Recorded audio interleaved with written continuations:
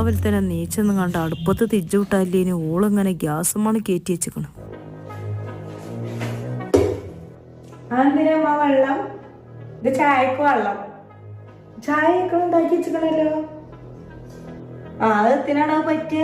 തീരെ ഒരു കടുപ്പല്ലേ. പൊടി എന്ന് പറഞ്ഞാൽ അതിന്റെ അയലൊക്കത്ത് കൂടെ പോയിട്ടില്ല. അയച്ചു കുട്ടികളെ കുടിച്ചാൽ മതി.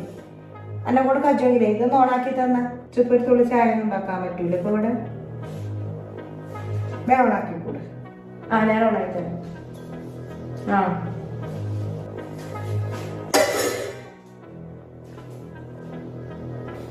എന്താ റബ്ബേ നേരം വെളുക്കുമ്പോ തന്നെ ഇതിന് പറ്റിയേക്കണേ.